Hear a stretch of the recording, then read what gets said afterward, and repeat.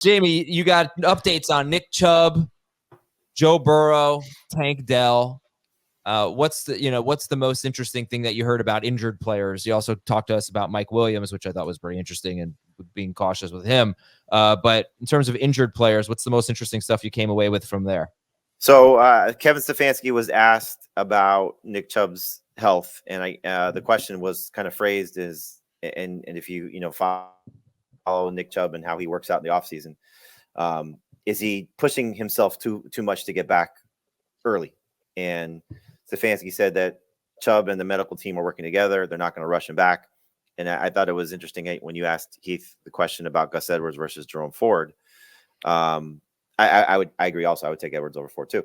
But if we find out come training camp that Nick Chubb's going to go on the PUP list, and we know that they added Deontay Foreman, I know we spoke about that a little bit last week, but if Chubb is not ready to go because he is coming back from significant injury, and as Dave brought up on our last episode, that the ACL tear had to be repaired a little bit later because I think of the swelling and the MCL tear as well, that there's a very realistic chance that he's not ready to go to start the season. And so Stefanski wasn't exactly like he's going to be ready. I think he was kind of just trying to put some caution to it. And so Jerome Ford's very interesting, just in terms of starting the season, potentially similar to like a Gus Edwards, depending on what the rookie running back there is for the Chargers. Did anybody ask about Nick Chubb's contract? No, because I'm shocked that is still on the books as it is. He's got a $15 million cap hit this year with $4 million in dead cap. I don't want to say nobody asked. Nobody asked when I was sitting there. So just to kind of give Dave knows this because he's been to these before. I jump around from table to table. I don't sit there for the whole time. Listen to the same coach. There's just not enough time. We get like 40 minutes with all. Today's just the AFC coaches. Tomorrow's the NFC coaches. So there have been somebody asked the question about Nick Chubb's contract. So I don't want to say nobody asked, but nobody when I was there.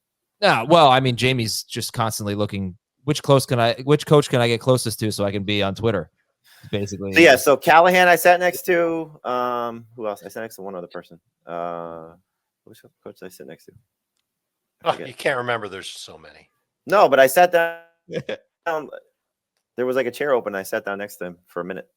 Maybe it was Stefanski. And then I was like 2 chairs away from Zach Taylor. I was standing behind D'Amico Ryans when I asked him the question about Tank Dell, so he had to turn around. I don't know if there's any cameras there at the time. What did he say about Tank Dell? So he had just finished answering a question about CJ Stroud and how the expectations are going to be ratcheted up in year 2, but basically the season gets reset. But the question was phrased to him just about, coming off a strong rookie season. So I asked, about Tank Dell's rookie season and also a health update. And he said, they were very thrilled with the production they got from him. As of now, they're expecting him to be ready to go. And he just said, in terms of what he has to do for next season, just kind of be himself and build off what he was able to accomplish last year. So this is one of these, teams where we know they've been in on some wide receivers. I'm very curious to see if they're going to add somebody else, bringing back Noah Brown to kind of be that third guy. But we know that they may be looking to get a little bit younger at that third position too. So third receiver spot. So we'll see if they add anybody else in the draft. But obviously, I know we're all very excited as a fantasy community for Nico Collins and Tank Dell, and it sounds like he's going to be ready to go coming back from his leg injury. You think Burrow's going to be all systems go? Yeah, that's what Zach Taylor said. As of now, he's trending in the right direction. He's one of those coaches that says, I trust the medical staff and all those things. So he seems to be very confident that Burrow will be out there for the start of spring. And again, for me, it's always training camp, so whatever he does in the spring is, I think, a bonus. But the fact that he's going to be ready for camp sounds like he's on track. And I did not hear anything about T. Higgins. I was kind of hanging around a little bit to see if he was going to say anything, but I didn't catch anything. And I was there at the start of his media session.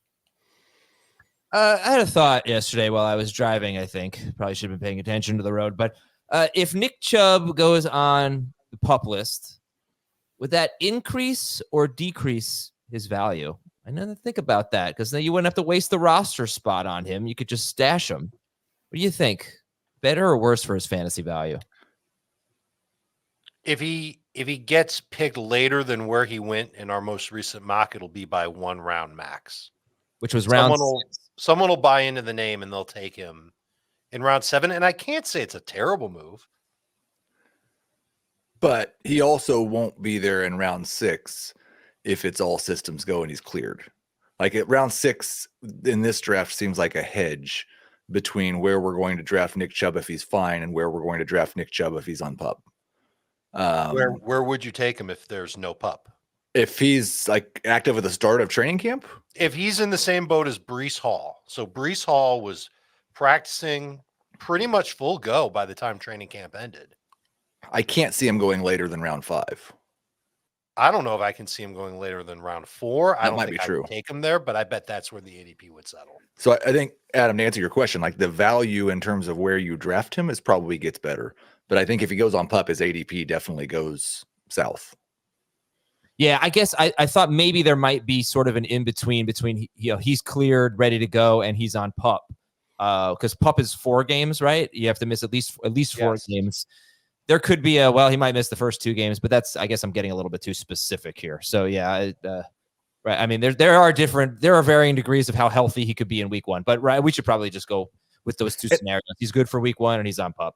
And at his age, like there's a significant chance that even if he's ready for week 1, he's not Nick Chubb this year. Right. There's so much going against him. And I think the Foreman signing was a bet to protect Cleveland's run game in case of anything going wrong with Nick Chubb over the next 4 months.